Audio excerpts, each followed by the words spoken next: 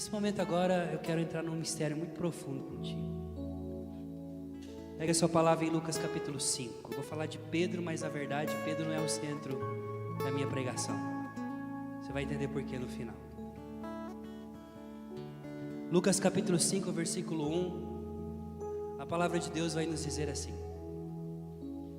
certa vez em que a multidão se comprimia ao redor dele para ouvir a palavra de Deus, à margem do lago de Genezaré, ele viu 2 pequenos barcos parados à margem do lago. Os pescadores haviam desembarcado e lavavam as redes. Subindo num dos barcos, o de Simão, pediu-lhe que se afastasse um pouco da terra, depois sentando-se, ensinava do barco as multidões. Quando acabou de falar, disse a Simão: avance para águas mais profundas e lançai as vossas redes para a pesca. Simão respondeu: mestre, nós trabalhamos a noite inteira sem nada apanhar, mas porque mandas, eu lançarei as redes. Fizeram isso e apanharam tamanha quantidade de peixes que suas redes se rompiam. Fizeram então sinais aos sócios do outro barco para virem em seu auxílio. Eles vieram, encheram os 2 barcos a ponto de quase afundarem.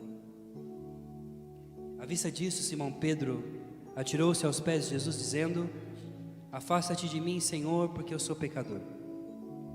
O espanto, com efeito, se apoderara dele e de todos os que estavam em sua companhia, por causa da pesca que haviam acabado de fazer. E também Tiago e João, filhos de Zebedeu, que eram companheiros de Simão. Jesus, porém, disse a Simão: não tenhas medo, doravante, serás pescador de homens. Então, reconduzindo os barcos à terra e deixando tudo, eles o seguiram. Palavra da nossa salvação. Amados, esse texto do Evangelho, que aqui Lucas, cirurgicamente como médico, discípulo do apóstolo Paulo, quando ele nos ensina e fala para nós sobre como foi o chamado dos primeiros discípulos, é algo poderoso. Nós vamos ver aqui que nosso Senhor, Ele ainda não tinha chamado oficialmente os discípulos para aqui em Lucas, pelo menos não era o momento ainda. Mas nós sabemos já que André e João já conheciam Jesus por causa que eram discípulos de João Batista, como eu expliquei ontem para vocês.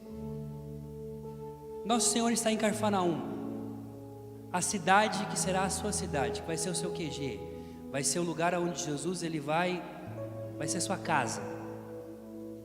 E aqui é nesse ponto que eu quero falar de Nossa Senhora com você, mesmo não tendo falado de Nossa Senhora nesse texto. Ora, nós sabemos que depois que Nosso Senhor, Ele se encarna, a segunda pessoa da Santíssima Trindade, por vontade divina, em obediência ao Pai, se encarna no ventre da Virgem Maria, naquele dia, na concepção, quando o anjo Gabriel anuncia que a Virgem Maria, ela vai ser mãe. Em Nazaré, tem-se uma tradição antiga, muito antiga, que tem bem na praça de Nazaré. Nazaré era uma cidade bem pequenininha, uma cidade de 150 habitantes, era muito pequena. Então é muito fácil a gente entender por que as pessoas queriam matar Jesus, porque todo mundo conhecia todo mundo. Não tinha ninguém na cidade pelo qual Jesus, ou criança que Jesus não brincou, não conheceu, não andou na escola, na sinagoga. Era uma sinagoga para toda a cidade. Então todos os meninos da cidade se encontravam no mesmo lugar. Nazaré era uma cidade pequena. Então você vai em Nazaré, tem o chamado Poço de Maria em Nazaré. Por quê? Porque segundo a tradição antiga dos primeiros cristãos, a Virgem Maria foi tirar água no poço. Então o anjo Gabriel aparece primeiro para ela no poço. Então ela se assusta e corre para casa. E aí, por isso que o anjo, quando entra no lugar onde ela está, diz: não temas, Maria, o Senhor está contigo. E aqui tem essa tradição bonita de mostrar também essa humanidade de Nossa Senhora. A Virgem Maria, ela é concebida sem pecado original, ela é sempre virgem, ela foi concebida sem pecado e ao mesmo tempo hoje ela está assunta aos céus. Mas isso não tira a humanidade de Nossa Senhora. Na teologia a gente aprende, sobretudo na disciplina de Mariologia, que nós não podemos colocar Nossa Senhora no lugar que não é dela, nem ela quer estar nesse lugar. O grande problema muitas vezes é que nós idealizamos uma Virgem Maria que não existe. E portanto, Nossa Senhora, essa Nossa Senhora criada no mundo aí do ideal, ela não pode nem nos acompanhar porque ela é fora da nossa realidade. Mas ao mesmo tempo a gente vê que olhando para a palavra, olhando para a tradição da igreja, olhando para a teologia, a Virgem Maria, ela é um ser humano excepcional, não é igual a gente porque não tem pecado, mas a Virgem Maria também passou por processos. E por passar por processos ela disse sim, em enfrentar as consequências das suas escolhas. Nossa Senhora é aquela que nos ensina a ter o controle e autogoverno da nossa vida de tal ponto de não ter nenhum receio de poder dizer sim a Deus independente das consequências desses. Nossa Senhora então, ela concebe o filho dela dentro dela, no secreto, quando ninguém estava vendo. E eu quero que você faça comigo uma viagem comigo. O anjo Gabriel, no capítulo 1, versículo 46, diz que o anjo Gabriel, no 6º mês, foi enviado por Deus a uma cidade de Nazaré, a uma virgem chamada Maria, esposada por José. Mas, antes de você ser enviado, antes do ide, existe o vinde. Antes de ter sido enviado, Gabriel foi chamado. Então Gabriel, que está na presença de Deus com os santos anjos, no seio da Santíssima Trindade, ali na presença do Pai, do Filho e do Espírito Santo, na plenitude dos tempos, por causa de todo o projeto de salvação do Senhor, Deus decide se encarnar e se tornar um de nós, e ao mesmo tempo Ele, na sua inefável bondade, decide ter uma mãe, que é tão bom ter mãe que até Deus quis ter uma. E aí Ele chama Gabriel. Gabriel, que é o mensageiro, o embaixador do Senhor, aquele que tem acesso à presença de Deus, e é um dos anjos, dos arcanjos, dos seres espirituais que mais são íntimos do Senhor. O Senhor chama Gabriel na sua presença, presta atenção aqui, vem comigo. Chama Gabriel na sua presença. Gabriel sobe as escadarias do trono, se prostra diante do Senhor, e o Senhor diz para ele, dá recomendações para ele do que ele tem que fazer, aonde ele tem que ir, qual é o endereço que ele tem que estar, cidade, rua, número, tudo certinho. E Gabriel, enquanto Deus está falando com ele aqui, ó, Deus está falando com ele aqui, ele está vendo a Trindade aqui. E quando o Senhor o manda para Nazaré, e ele desce em Nazaré, em poder e majestade, porque é um anjo poderoso, capaz de deixar até mudo Zacarias. Quando ele desce, e ele entra no lugar onde Nossa Senhora está, em todas as iconografias antigas, em todas as imagens da Anunciação antigas, o que você vai ver é Gabriel assim, ó, com as asas abertas assim, diante de Nossa Senhora. Ou ele está assim, ou ele está meio inclinado. Alguns erroneamente disseram que Gabriel está assim porque ele está reverenciando Nossa Senhora pela grandeza dela. Posso até concordar, mas não em tudo. Gabriel, ele está em vênia assim, em postura de quem está adorando, porque quando Gabriel sai daqui, da presença de Deus, da Trindade aqui, e ele entra aqui, no quarto de Nossa Senhora, o Deus, a Trindade que estava lá, ele vê dentro do quarto de Nossa Senhora. Então quando Gabriel está aqui, ó, alegra-te cheia de graça, o Senhor está contigo. Não é contigo dizer, oh, Deus, vai com Deus, oh, Deus está com você, viu? Oh, Deus está junto com você. Não, o Deus cristão não é um Deus, não é o Deus como o Deus, por exemplo, judaico, que é somente uma pessoa. O nosso Deus, nós cremos na Santíssima Trindade, nas hipóstases trinitárias. O nosso Deus, o Deus cristão, o Deus do Novo Testamento é um Deus unitrino. Então quando Gabriel sai da presença da Trindade e entra dentro do quarto de Nossa Senhora, o que ele viu no céu, ele viu dentro. Quer dizer, o quarto da Virgem Maria, o lugar onde ela estava, é uma extensão de Deus, da casa de Deus. Ele encontra o Pai, o Filho e o Espírito Santo aqui, ó. Então ele se prostra. E enquanto ele está falando para ela, anunciando para ela de tudo que vai acontecer, como que ela vai ficar grávida, ele vai falar. Olha a linguagem trinitária do anjo Gabriel. No 6º mês, o texto fala: Deus enviou, Deus Pai. Aí ele fala: você vai ficar grávida do Filho de Deus, o Filho, por obra do Espírito Santo, a Trindade. Amém? Quando ele fala isso, ele é a primeira testemunha, o arcanjo Gabriel, de ver o Pai, o Filho e o Espírito Santo, o Filho aqui no meio, aqui ó, pela obra do Espírito Santo, descer no ventre da Virgem Maria. Então ele vê aquela obra de Deus se tornando homem, assumindo a nossa natureza, e ele se prostra em adoração. Ele está adorando a Deus que está dentro do ventre da Virgem Maria. Quando ela diz sim, a palavra diz que o anjo a deixa para que ela fique com o Senhor, mas o anjo Gabriel vai continuar cuidando da Sagrada Família.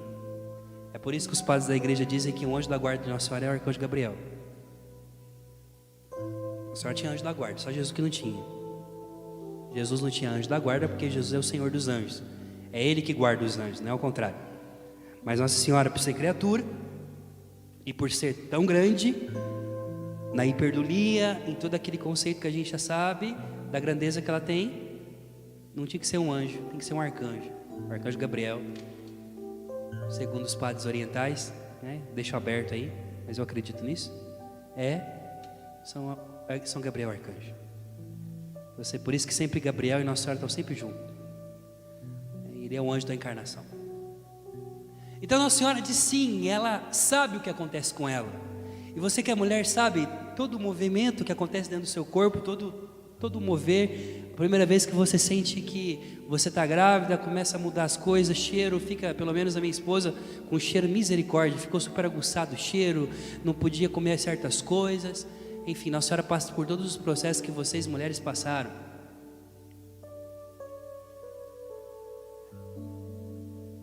Agora, ela sabe tudo isso. Quando chega finalmente o dia de ter um nenê em Belém, José vai, isso aqui é exegese bíblica, tá? José vai para Belém, e quando ele chega em Belém, na casa dos seus parentes, porque o Augusto tinha falado que era para todo mundo voltar para sua cidade para poder fazer o recenseamento, então ele chega em casa, nos parentes dele em Belém, vai na casa de um, vai na casa do outro, vai na casa de um, vai na casa do outro com a mulher grávida.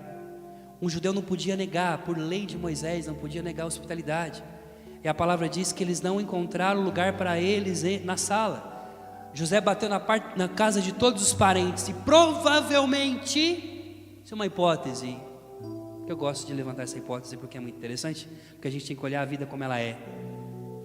O fato da Virgem Maria ter ficado grávida antes de morar com São José levantou-se suspeita entre os membros da família, e começaram então a olhar para aquele casal de um modo diferente, com preconceito. Então provavelmente Nossa Senhora não conseguiu encontrar lugar na casa dos parentes de José e dos seus parentes, porque também ela era de Belém de alguma forma, porque as pessoas olhavam para ela com um olhar torto, e por isso Nossa Senhora vai ter o nenê numa manjedoura embaixo, lá junto com os animais, porque é assim que os trataram. Então a vida dessa mulher não foi fácil. Assim como a nossa mãe, que não vai contar coisas para nós, tem coisas na vida da nossa mãe que ela nunca vai contar para a gente. Você pode tentar fazer, se você quiser saber coisa que sua mãe fez no tempo quando você era da infância, vai perguntar para as tias, porque a mãe não conta. Tem sofrimento que a mãe passa, que a mãe não conta para nós. A sua mãe é assim? A minha é. Minha mãe, uns dias atrás, eu fiquei sabendo, todo ano eu fico sabendo uma coisa nova da minha mãe.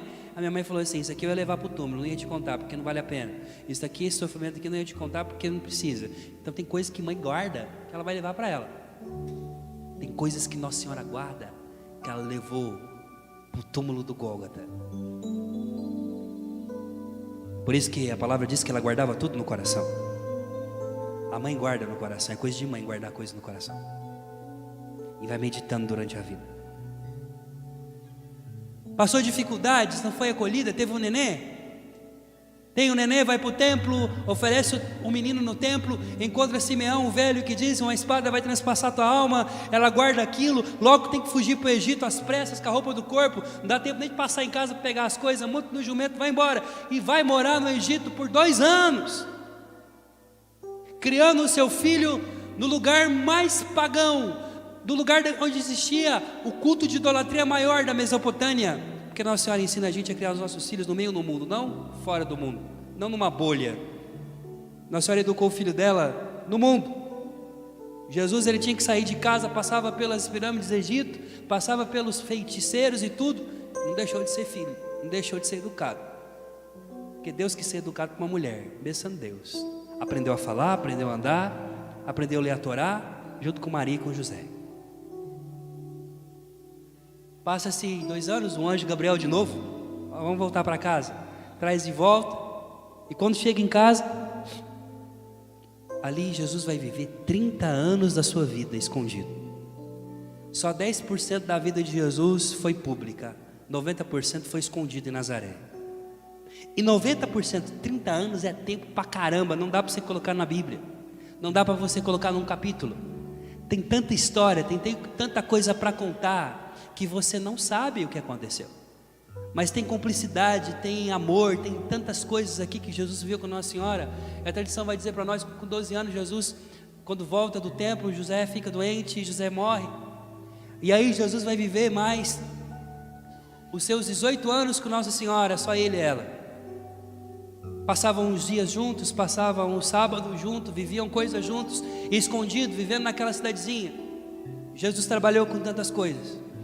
Jesus trabalhou como pastor, por isso que ele entende de ovelha. Ele trabalhou colhendo uva, por isso que ele entende de fazer vinho. Jesus trabalhou até mesmo como costureiro, porque via sua mãe costurando e aprendeu com ela, por exemplo, que você não pode colocar remendo novo em remendo velho, porque puxa, rasga. Foi construtor, carpinteiro, fazia casa, trabalhou, fez tudo que tinha que fazer. Só a Virgem Maria sabia quem era aquele menino. Para o povo da cidade, aquele menino era mais um. Era mais um carpinteiro, era mais um pedreiro, era mais um pastor, era mais um que fazia bico para poder ajudar a mãe pobre em casa. Mas ela sabia no seu interior quem ele era, porque ela tinha recebido a visita do céu, e só ela sabia como ela tinha ficado grávida dele, e ela carregava tudo aquilo no seu coração. E nas noites, quando eles iam dormir, antes de dormir eles conversavam, falavam sobre coisas do céu. Ela era aquela que quando no seu seio, no seu ventre, enquanto adorava a Deus, fazia as beracás, orava, ela era a única que olhava para o céu em cima, colocava a mão na barriga e sentia Deus no céu e Deus mexendo dentro da barriga dela. Era aquela que quando ia orar, chegava diante do Pai, junto com São José, foi os únicos que fizeram isso, que chegavam diante de Deus Pai e dizia: olha, nós viemos aqui conversar com você sobre o nosso filho. Eita!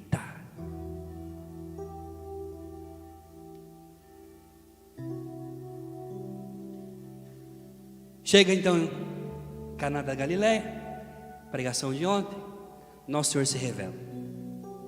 Caná da Galileia é do lado de Nazaré. Voltam para casa.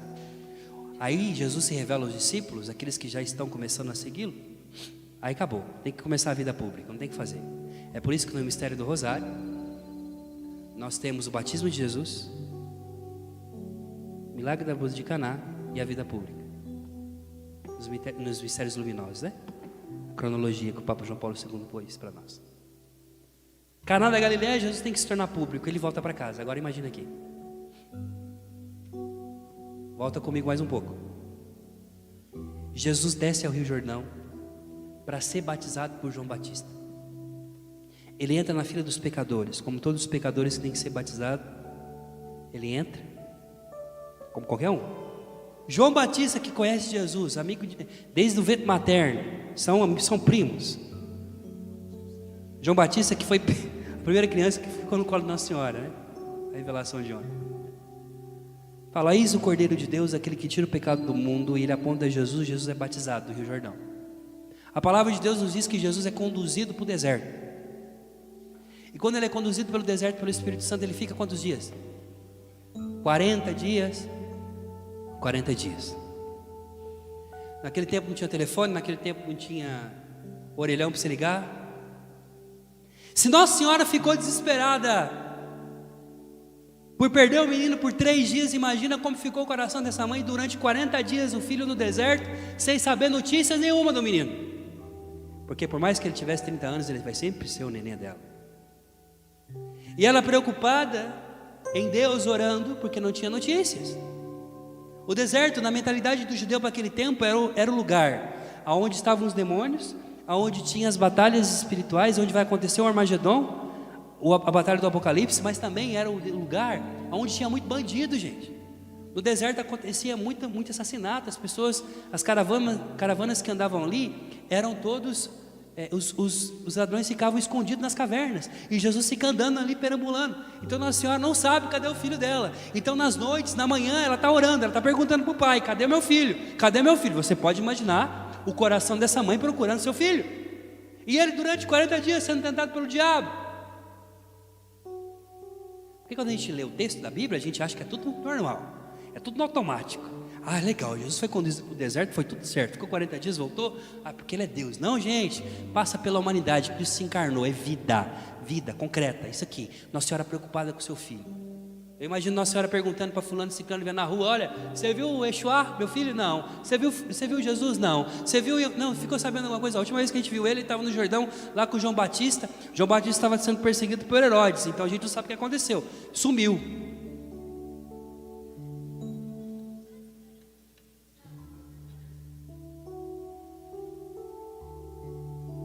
Está conseguindo me acompanhar? Posso continuar? Ela está orando, todo dia ela vai diante do Pai na sua oração e vive o silêncio, porque aquilo que Jesus viveu na plenitude na cruz, do Pai que não escuta mais ele, Nossa Senhora durante 40 dias está perguntando: cadê meu filho, cadê meu filho, cadê meu filho? Deus não fala nada. Anjo Gabriel apareceu só uma vez para ela. Nossa Senhora teve aparição de anjo só uma vez na vida dela, viu? Eu fico assustado que esse povo tem aparição de Nossa Senhora, aparição de anjo, aparição todo dia. Tem gente que vê o céu inteiro todo dia. Fica esperto, porque Nossa Senhora, eu quero ser igual ela. Viu uma vez só e já bastou. Feliz aquela que creu. Feliz aqueles que creram sem terem visto. Nossa Senhora em Fátima apareceu 6 vezes. Ponto. Tem um monte de gente aparecendo aí. Tem livros de aparição de Nossa Senhora. Você fala: gente, mas o que está acontecendo? Nossa Senhora parou de ser a Virgem do Silêncio, está falando pra caramba, o que está acontecendo?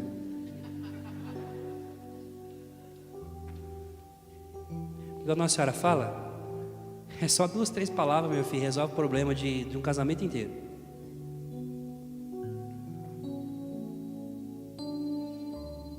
Aí, imagina, lá no capítulo 3 de Mateus, quando fala de Jesus que é tentado pelo demônio, passa pelas 4 provas, fala assim no final, Mateus: e o diabo o deixou para tentá-lo no momento oportuno, e os anjos de Deus vieram e começaram a servi-lo. Depois ele estava com fome, os anjos traziam comida para ele e tudo mais. Aí você pensa, né? Nossa, os anjos vieram confortar Jesus. Para mim, anjo não conforta Jesus nesse momento, não. Pode até ter confortado fisicamente. Aí a palavra diz que Jesus vem do deserto, ó. Desce do deserto da Galileia, desce do deserto e vem da Judeia. Volta para Nazaré. Ele chega em Nazaré. Meu amigo, 40 dias sem comer, só o pó da rabiola, magrinho. Quantos quilos perdeu, não sei. Com a mesma roupa, tudo sujo, só o trapo. Barba sem fazer, cabelo desgrenhado, porque foi tentado, passou por provas. Você imagina? Já imaginou? Lucas capítulo 4, é aqui que fala para nós, que diz, versículo 14, depois da tentação no deserto: Jesus voltou então para a Galileia com a força do Espírito Santo, e sua fama se espalhou por toda a região circunvizinha. Ensinava em sua sinagoga e era glorificado por todos. Ele foi a Nazaré, onde fora criado, e segundo seu costume entrou em um dia de sábado na sinagoga, levantou-se para fazer a leitura, e foi-lhe entregue o livro do profeta Isaías, onde desenrolou, encontrando o lugar onde está escrito, disse: o Espírito Santo do Senhor está sobre mim, porque Ele me ungiu, me consagrou pela unção. Ele fala Mas antes de chegar na sinagoga, você tem que se purificar, meu amigo. Você tem que tomar banho, você tem que trocar de roupa. Eu não sei se foi na sexta-feira, não sei se foi na quinta. Nosso Senhor chega, volta do deserto. Aí você imagina Nossa Senhora aqui, ó. Eu imagino Nossa Senhora aqui, ó, amassando o pão aqui, ó, de costas, ó. Daqui a pouco ela olha, ela vê mais ou menos bem longe, descendo na montanha, alguém. Só que do jeito que aquele rapaz anda é o filho dela. Você imagina a cena de Nossa Senhora que esperou tanto o seu filho voltar e Jesus voltando. Na hora que Jesus se coloca na batente da porta de Nossa Senhora, o pulo que a mãe deu no colo no pescoço desse filho, abraçou, beijou, falou: meu filho, onde você estava? Coloca ele para dentro, lava sua roupa, faz uma comida quente, coloca Jesus para descansar. E aí, durante 30 anos, naquela intimidade que eles tinham, coisas que eles viveram, Jesus conta para ela, fala para ela. No outro dia, Nosso Senhor, é sábado, rabino, entra na sinagoga para poder pregar, entra, desenrola o rolo na sua cidade de 150 habitantes, aonde todo mundo conhece. Ele vai ler o livro do profeta Isaías e ele fala: hoje se cumpriu isso aqui, eu sou o Messias. Praticamente, as pessoas ficam em choque porque dizem: mas quem é você? Você é filho de Maria? É filho do José? A gente te conhece, a gente conviveu com você, a gente brincou de bola na rua, jogamos bet junto com você, né? A gente sabe quem é você, rapaz. Você está ficando louco? Depois de 30 anos você está falando que você é o Messias, quem que é você? E ele começa a falar, e aí o pessoal fica tão bravo com ele que arrasta Jesus para o cume da colina de Nazaré, que era uma colina assim, para jogar Jesus do penhasco, para matar ele. E a palavra de Deus diz que Jesus, porque tinha o seu caminho para seguir, que não tinha chegado a sua hora, passa no meio deles, olhando dos olhos de cada um e segue o seu caminho. Agora escute aqui. Aqui começa a minha pregação. Jesus volta para a casa da mãe dele. E Jesus vai falar para a mamãe: mamãe, não dá mais para ficar aqui. O profeta não é aceito na sua pátria. Eu vou ter que procurar um outro lugar. Aí chegou o momento mesmo da Virgem Maria deixar o filho dela embora. Eu imagino o último almoço dos dois, sentado na mesa. Ela olhando para o seu menino, que vai ter que precisar de sair da cidade. Viveu 30 anos ali, infelizmente vai ter que morar em outro lugar. Jesus olha para ela, ela olha para ele. E como é um costume de judeus, filho não sai de casa sem pedir bênção. Ele fala: mãe, chegou o meu momento. Maria prepara a trouxinha de Jesus, prepara a mala, prepara a roupa, prepara a túnica que ele vai usar, vai ser crucificado com ela. A túnica feita de uma costura só, feita por Nossa Senhora. Prepara tudo de Jesus, a roupa, a mala, tudo. Coloca um pão quente, fresco, na mala de Jesus, porque Jesus tem que ir para Cafarnaum, uma cidade alguns quilômetros dali.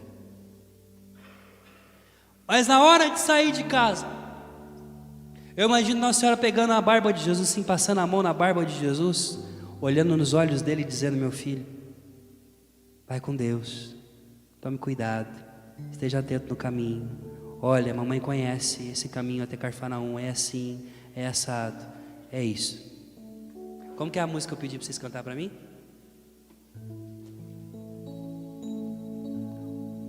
Essa pregação que eu estou fazendo para vocês aqui foi uma contemplação que eu fiz na Páscoa, no retiro que eu preguei de silêncio, que é um retiro que eu prego todo ano, um retiro de silêncio online. E esse ano eu estou vivendo o Evangelho à luz dos olhos de Nossa Senhora. Eu estou procurando viver, ler o Evangelho como Nossa Senhora lê. Essa é a graça que Deus me pede. Escute essa música, ó. Vê se essa música não conta tudo isso que eu estou falando para você agora. Jesus falando tchau para a mãe chorando porque o filho vai ter que ir embora, porque não o reconheceram. Canta aí para nós, vamos ver. No dia que eu saí de casa, minha mãe me disse: filho, vem cá. Passou a mão em meus cabelos, olhou em meus olhos, começou a falar: por onde você for, sigo com meu pensamento, sempre onde estiver. Em minhas orações eu vou pedir a Deus faço ser. Último diálogo, ó.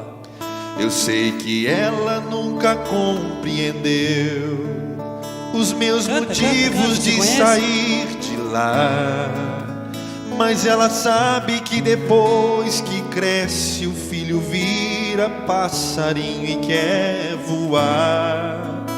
Eu bem queria continuar ali, mas o destino quis me contrariar. E o olhar de minha mãe na porta eu deixei chorando a me abençoar. Jesus aqui, até aqui por enquanto. Jesus aqui queria ficar em Nazaré, não pôde, o povo mandou ele embora. Isso foi um drama para aquela família. Deus escolheu Nazaré para ser a cidade de Jesus. Nazaré era para ser a cidade em que seria o lugar onde da manifestação pública de Jesus, mas ele não escolheu. Jesus desce, sai de Nazaré e chega em Cafarnaum. Já conhecido que ele vai pregando da cidade, uma multidão vem atrás, e é aqui que a gente chega nesse texto. Jesus, comprimido pela multidão, tem a capacidade de olhar para a praia e ver 2 barcos parados na praia. Ele desce, entra no barco de Simão, começa a pregar para o povo. Simão tinha voltado, estava lavando as redes, estava com medo, porque cansado, não queria mais voltar para o mar, talvez até tinha desistido de ser pescador. Jesus fala: volta para o mesmo lugar onde você estava, avance para águas mais profundas. Eles vão, e você conhece o que aconteceu? Naquele dia, Pedro, que deixou Jesus entrar no barco da sua vida, vai acolher Jesus. Hoje em Cafarnaum é chamada a cidade de Jesus, tem uma casa, que é a casa de Pedro. Escute, eu dizer uma coisa para você: o apóstolo não é João, o apóstolo preferido de Jesus, no sentido de que tem mais intimidade, não. O discípulo amado somos todos nós, mas o apóstolo pelo qual Jesus tinha mais confiança era Pedro, seu melhor amigo. Jesus, ele não somente entra no barco da vida de Pedro, mas ele também entra e vai viver na casa de Pedro. Pedro fez um puxadinho para Jesus morar na casa dele. Lá em Cafarnaum, na casa de Jesus, a casa de Jesus é a casa de Pedro, no andar de cima. A tal ponto que eles eram tão íntimos, que Jesus deixa então de viver com Nossa Senhora para viver com Pedro na casa dele. Um exemplo disso é quando Jesus volta de viagem. A palavra diz que ele chega na casa de Pedro, a sogra de Pedro estava com febre, ele cura ela, ela começa a servi-los. Isso aí é uma deixa para dizer para nós que era costume daquela mulher, da sogra de Pedro, servir o Senhor. Isso significa que Pedro, todos os dias de manhã, quando levantava às 5 horas da manhã para fazer as beracás e a oração, ele rezava com Jesus, ele tomava café com Jesus, ele sabia o cheiro de Jesus, ele entendia o jeito que Jesus andava. Ele começou a andar com Jesus de tal forma, Jesus começou a contar coisas para Pedro, de tantas coisas. Ele amava tanto Jesus, que é por isso que depois de ter negado, Nossa Senhora aparece na praia e pergunta para ele: Pedro, tu me amas? 3 vezes, porque ele fala: você me ama mais do que todos estes? Pedro, eu não quero que você me ame igual eles, eu quero que você me ame mais, porque é amigo. E Jesus vai morar em Cafarnaum, e de vez em quando vai visitar a mamãe. Ele anda, ele passa, as pessoas ameaçam ele, tem gente querendo matar ele, e ele está pensando o tempo inteiro: sua mãe vai visitá-lo, ele vai visitar de vez em quando a sua cidade. Mas naquele dia que ele sai de casa, toda vez que você sai da sua casa, você vai para uma viagem, sua mãe começa a falar para você: olha, coloca essa roupa, cuidado com a gripe, toma esse remédio, dá as recomendações. Aí como é que é a segunda parte? A minha mãe naquele dia me falou do mundo como ele é. Parece que ela conhecia cada pedra que eu iria pôr o pé. Sempre ao lado do meu pai, da pequena cidade ela jamais saiu. Ela me disse assim: meu filho, vá com Deus, que este mundo inteiro é seu. Vamos cantar junto, vai. Eu sei que ela nunca compreendeu os meus motivos de sair de lá, mas ela sabe que depois que cresce o filho vira passarinho e quer voar. Eu Eu bem queria continuar ali, mas o destino quis me contrariar. E o olhar de minha mãe na porta eu deixei chorando a me abençoar.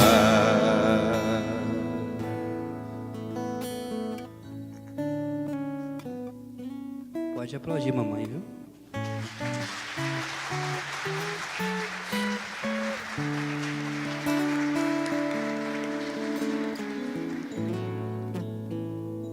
Jesus, ele vai viver os seus 3 anos pregando. Nossa Senhora começa, de vez em quando, nas medidas do possível, ela também está com Jesus, mas sempre ela volta para Nazaré, para sua casa. Até que na Semana Santa, ela sobe para Jerusalém a última vez, com a sua criança. Ela está presente na Santa Ceia, naquela quinta-feira, presente em silêncio, escutando todas as orientações que Jesus dá. Nossa Senhora, ela está presente na ceia, por isso que nós temos a devoção a Nossa Senhora das Candeias. Já ouviu falar? Nossa Senhora das Luzes. Porque na ceia judaica, quem abre a ceia é a mulher da casa, é a dona da casa. Ela entra com a luz. Então, quem abre a Santa Ceia na quinta-feira é Nossa Senhora. Nossa Senhora está presente ali. E aí acontece algo lindo e profundo naquela sexta-feira, que eu chamo de segunda anunciação, e melhor que a primeira. Porque a Virgem Maria, ela se torna mãe quando o anjo aparece para ela e diz para ela que ela vai ser mãe. Mas a palavra de Deus nos diz que ela está ali, aos pés da cruz está a mãe de Jesus, os parentes, a sua irmã Maria de Cleofas, a melhor amiga de Jesus, Maria Madalena, o melhor amigo João, que é o que ficou. Ficou porque era amigo do sumo sacerdote, podia ficar ali, porque senão não ia nem estar ali.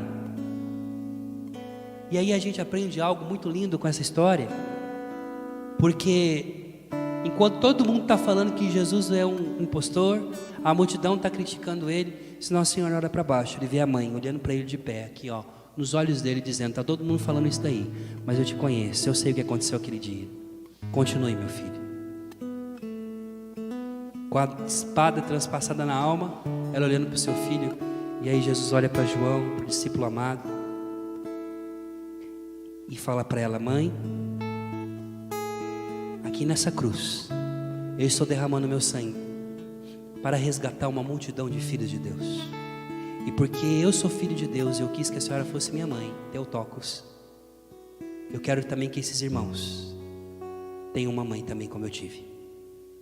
Então agora, mãe, eis aí o teu filho. E Jesus anuncia para a Virgem Maria que o fiat, que aquele sim que ela deu lá atrás, é fecundo a tal ponto agora dela ser mãe da humanidade inteira, de todos os homens que ele resgatou. Jesus na cruz não comunica somente a vida eterna, ele comunica toda a vida. E a vida também daqueles 30 anos que ele viveu em Nazaré, que ninguém sabe. Jesus quer que você viva esse tempo com a Virgem Maria. E Nossa Senhora então vai cuidar dos discípulos. E aí, entre o intervalo da sexta-feira até a ressurreição, Nossa Senhora fica com os discípulos para poder cuidar deles, como lembrança. Enquanto os discípulos estão chorando porque o Nosso Senhor morreu, eles olham para a Virgem Maria, que é a cara de Jesus, e eles lembram por ela. Nossa Senhora aparece, ressuscita. E tem uma tradição que Jesus apareceu somente para Nossa Senhora. Tem uma tradição, São João Damasceno diz, uma linguagem teológica claramente, que a súplica de Nossa Senhora antecipou a ressurreição de Jesus. É no terceiro dia, mas se você contar, ele morre na sexta, 24 horas no nosso calendário, 24 horas, sábado. Era para ressuscitar na segunda, ele ressuscitou no domingo de manhã, por causa dela, por causa da intercessão dela. E mãezinha está ali, reunido com os apóstolos, porque ela não tem lugar para ficar em Jerusalém, ela não mora em Jerusalém, ela mora em Nazaré. Aí eles estão no cenáculo, no mesmo lugar onde aconteceu na quinta-feira a Santa Ceia, uma casa emprestada, nem casa dos discípulos, eles estão ali. Jesus aparece de novo no mesmo lugar. Quando eles estão fechados com medo dos judeus, Nossa Senhora está ali. Faça seus 40 dias da ressurreição, agora o tempo do Pentecostes, que a gente começa agora, semana que vem já é, domingo que vem já é Pentecostes. A palavra diz para nós, e Lucas faz questão de dizer: permaneciam unidos em um só coração em oração, no cenáculo em Jerusalém. E a mãe de Jesus estava lá. Vou dizer uma coisa para você, lembra de Pedro? Melhor amigo de Jesus. Por que melhor amigo, Rafa? Como que você fala que ele é melhor amigo? Simples, porque você não entrega o legado para qualquer um, você entrega para quem você sabe que vai levar para frente. O legado de Jesus, além da salvação, o legado para a humanidade física é a igreja. Ele entrega para Pedro cuidar. Não é para João, é para Pedro. Pedro, quando estava lá no meio da fogueira, as pessoas falam assim: você é nazareno? Fala: não, conheço não. É sim. Porque Nazareno? Mas ele não era de Nazaré, era de Cafarnaum. Por que estão falando que ele era de Nazaré? Porque até o jeito de andar, o jeito de falar, o jeito de conversar, os trejeitos ele pegou de Jesus. Porque quando um amigo é de amigo de verdade, ele fica igual um amigo.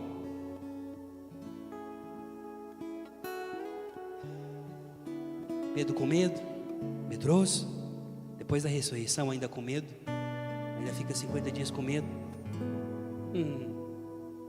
Quando desce o Espírito Santo, quando o Espírito Santo, o esposo da Virgem Maria, desce sobre os apóstolos, e eles ficam cheios do Espírito Santo, e nossa hora do Pentecostes é isso. A primeira pregação da igreja quem faz é Pedro. E Pedro abre a janela e começa a pregar da sacada. Da pregação de Pedro é tão poderosa que 3.000 pessoas se convertem naquele momento. Pedro, que estava com medo, que tinha negado, agora publicamente diz que que Cristo ressuscitou dentre os mortos, que é para aceitar Jesus como Senhor. Ele anuncia o querigma, ele fala do amor de Deus. E Pedro aqui com uma rajada, com fogo, com poder, com graça, enquanto ele está pregando aqui, ó. Pedro prega aqui, Nossa Senhora aqui, ó, do lado de Pedro aqui, ó. Primeira pregação, tem Nossa Senhora do lado, intercedendo por Pedro. Porque ela levou a sério: Pedro agora é seu filho.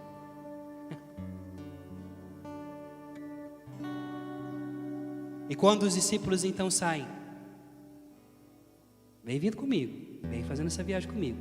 Quando os discípulos saem a pregar o Evangelho, por causa da perseguição, mamãe vai para Éfeso junto com João, ser cuidado por ele. E acontece que o apóstolo Tiago, primeira história de aparição de Nossa Senhora na história da igreja, acontece no ano 35. 3 anos depois da morte e ressurreição de Jesus, os acontecimentos. Tiago vai para a Espanha para poder anunciar o Evangelho. E ele chega lá, ele encontra resistência, ele fica com medo porque as pessoas querem matá-lo. E ele vem embora, está vindo embora. Nossa Senhora está em Jerusalém, aparece na Espanha, em bilocação para Tiago. Sabe como é o nome dessa devoção? Nossa Senhora do Pilar, já ouviu falar? Nossa Senhora do Pilar, procure. É a primeira aparição de Nossa Senhora na história da igreja. Ela estava em vida nessa terra. Ela vivia aqui, ela foi em bilocação na Espanha. Ela chega para Tiago e fala: volta, prega o Evangelho, faz aqui um altar, abre uma igreja aqui. E acontece a primeira igreja na Espanha, por isso Nossa Senhora do Pilar é a padroeira da Espanha, porque Nossa Senhora sai de Jerusalém em bilocação e aparece para Tiago lá para ele poder continuar a missão dele. Depois ali do Evangelho, ninguém fala mais nada de Nossa Senhora. A gente sabe que acontece isso por tradição, e é a tradição certa. E depois acontece a assunção de Nossa Senhora, a dormição, a dormitio. Nossa Senhora passa pela morte. Se o filho dela passou, ela imita Jesus em tudo. Ela passou pela morte, viu? Nossa Senhora morreu. Mas foi uma morte diferente da tua e da minha. Com um piscar de olho, ela dormiu e acordou. No dogma da Assunção, Papa Pio XII deixou em aberto para os teólogos que são da parte que Nossa Senhora passou pela morte, e por aqueles que acham que Nossa Senhora foi para o céu direto. Eu sou da parte da maioria, Nossa Senhora passou pela morte. Isso me deixa mais próximo de minha mãe, porque já dizia São João Damasceno, a morte ela não é, gente, a partir do momento que Jesus morre e ressuscita, Nosso Senhor abre uma porta na morte, uma porta que ninguém pode fechar. Jesus não volta do reino dos mortos, ele passa pela morte. A Nossa Senhora passa, mais um segundo, seu filho vem buscá-lo. A palavra dormição vem de cemitério. A palavra cemiterium significa dormitório. Por isso que os cristãos não morrem, os cristãos dormem. Por isso que eu tenho aquela minha frase: hoje ninguém morre mais, a gente dorme.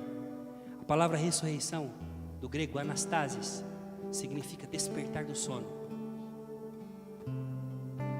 Por isso que tem a festa da dormição. Nossa Senhora dormiu. Os cristãos antigos dormiam era morrer, biologicamente ressuscitar. Quando os apóstolos tinham alguma dúvida, iam para ela, perguntavam a ela. Quando finalmente ela fecha os olhos nessa vida e abre no mundo espiritual, o Concílio Vaticano II vai nos dizer na Lumen Gentium que a Virgem Maria cumpriu todas as suas missões e continua a cumprir com o seu filho, levou a sério aquela missão que o seu filho deu de cuidar do seu povo, dos seus irmãos, que Jesus é nosso irmão mais velho, e ela intercede diante de Deus com o coração de mãe. Quando Nossa Senhora chega num lugar, é tua mãe que chegou. Aquela mãe preocupada com você, dos passos novos que você vai dar na tua vida. É aquela tua mãe que fala: olha, coloca a blusa, se esquenta, cuidado. Tem aquele slogan no tempo da pandemia, né? Se fosse uma mãe que estivesse na presidência da república, estava todo mundo coberto, tomado um chá, debaixo da coberta. Ninguém estava aprontando nada, estava todo mundo cuidado, né? Se fosse uma mãe a cuidar dentro da pandemia, não tinha pandemia no mundo, né? Porque mãe inventa remédio para nós, que até o diabo duvida. E cura, viu? Faz uns negócios loucos para você, chá de alho com cebola, como não sei o quê. Sai até capeta do corpo e você sara.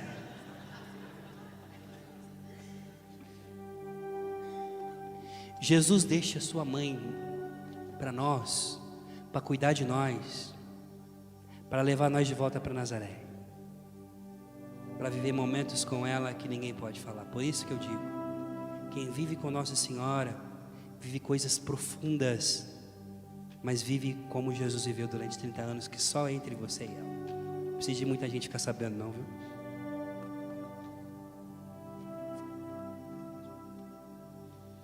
Quanto tempo eu tenho aí, moço? Mostra a placa para mim. Fim já? Você mostrou a parte de trás? Quanto tempo? Não entendi. 10 minutos? Tá bom. Eu termino contando um testemunho para vocês. Nos tempos que eu morei na Europa, eu casei, fui morar com a minha esposa na Itália, na Sardenha, onde o Senhor me pediu para poder estudar e fazer todo o trabalho como professor que faço hoje, os mestrados e enfim, todo o estudo que Deus me deu, concedeu. Mas antes, eu viajei para 25 países para pregar o Evangelho. Eu estive na China, eu preguei na Coreia, eu preguei em praticamente todos os países da Europa, preguei na República Tcheca, só na Rússia que não consegui ir. Polônia, Bélgica, em todo lugar. Quando eu casei, o Senhor me mandou junto com a minha esposa para essa ilha na Sardenha, e ali a gente ficou 4 anos sem viajar. E eu fiquei preocupado, porque o fogo evangelizador ainda estava dentro de mim.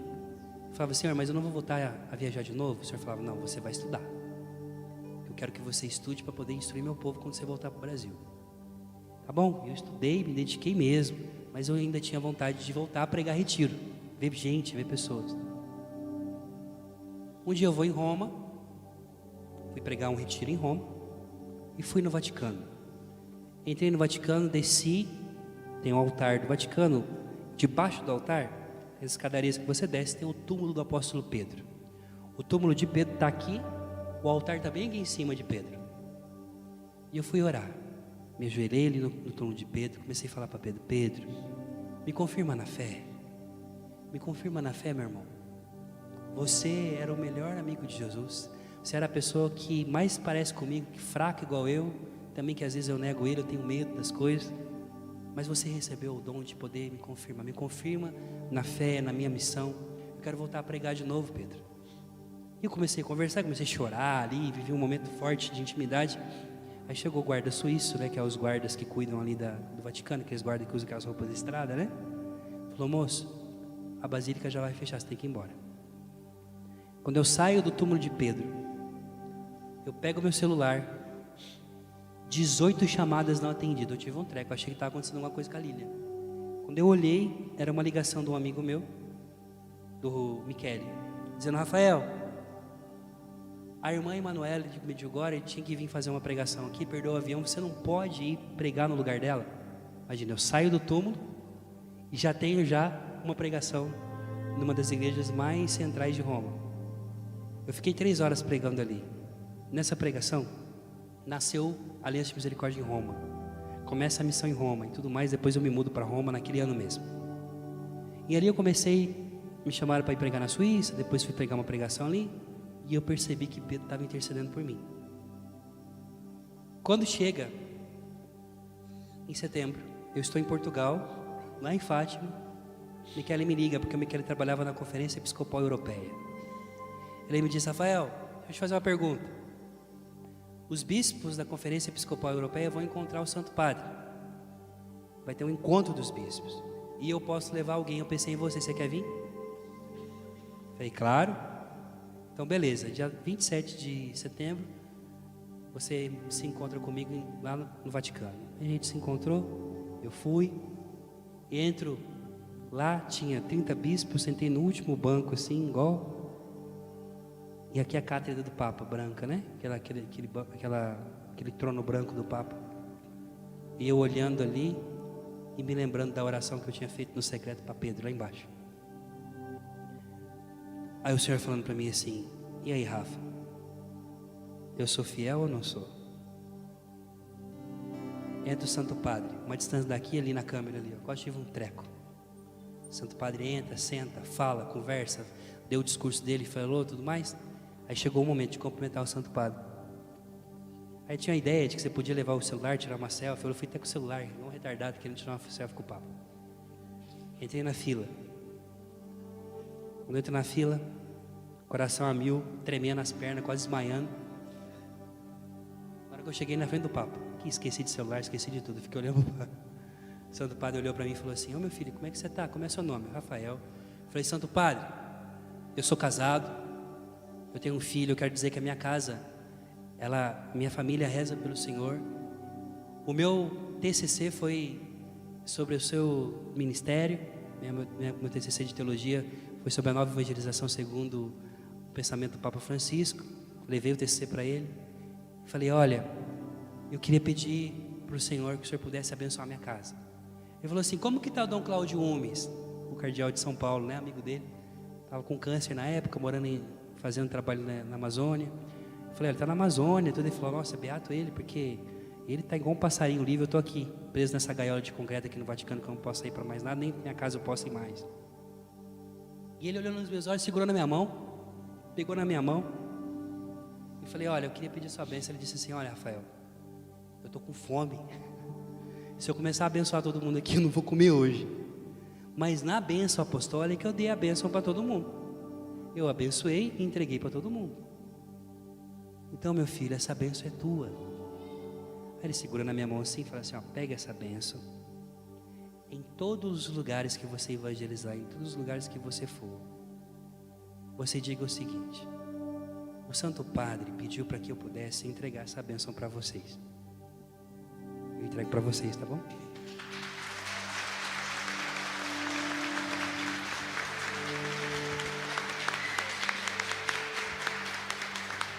Ele me abraçou forte. Na hora que eu estava saindo, ele pegou pelo meu braço e me puxou. Na hora que ele me puxou, ele olhou dentro dos meus olhos e falou assim, Coraggio, non mollare, Pietro è con te.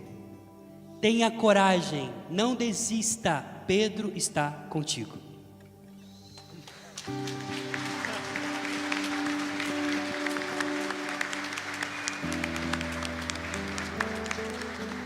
Vamos ficar de pé? Eu sei que por onde eu vou, e eu quero que você saiba também, Pedro é quem ele é hoje, porque ele teve uma mãe que cuidou dele. Eu sou quem sou hoje, porque eu tenho uma mãe e você também é. Ela é assim, ó. Ela olha para baixo para que o filho dela olhe para você. Porque é ele, tudo por ele, nele, para ele. Ela se coloca atrás, porque é o filho dela que tem que aparecer.